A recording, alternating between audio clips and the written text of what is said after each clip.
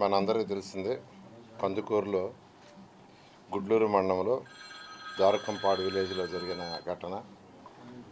హరిశ్చంద్ర ప్రసాద్ అనే వ్యక్తి లక్ష్మణాయుడు అనే వ్యక్తిని యాక్చువల్గా చంపటం అది చాలా దారుణంగా జరిగింది.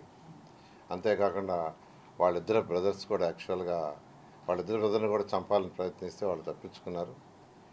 అయినా వాళ్ళిద్దరు కూడా యాక్చువల్గా ఒకరికైతే వెన్నుపూస బాగా డ్యామేజ్ అయింది, దానికి సర్జరీ చేశారు.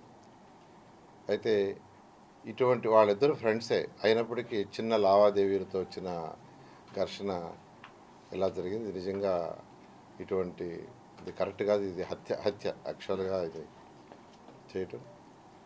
దీని మీద ముఖ్యమంత్రి గారు స్పందించి వెంటనే దీని మీద యాక్షన్ తీసుకోమని పోలీస్ డిపార్ట్మెంట్కి ఇవ్వటం, పోలీస్ డిపార్ట్మెంట్ వాళ్ళు దాని మీద యాక్షన్ తీసుకొని అతను అరెస్ట్ చేయడం జరిగింది.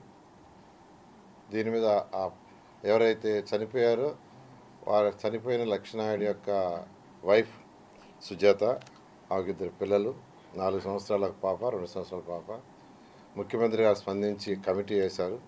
అటు హోమ్ మినిస్టర్ గారితోనూ నాతోనూ మరియు శ్రీనివాస్ అని జనసేన నుంచి అదేవిధంగా బీజేపీ నుంచి పోయి డిస్కస్ చేయడం జరిగింది.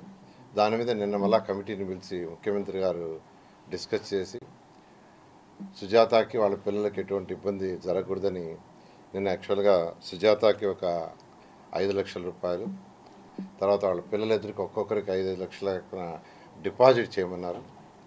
అదేవిధంగా ఎవరైతే బెడ్ మీద యాక్చువల్గా ఈరోజు సర్జరీ చేయించుకొని అంటే వెన్నుపూస దెబ్బతిందో వారికి యాక్చువల్గా 5 లక్షలు, అదేవిధంగా భార్గవ్ అనే ఇంకొక బ్రదర్కి ఒక 3 లక్షలు యాక్చువల్గా శాంక్షన్ చేశారు.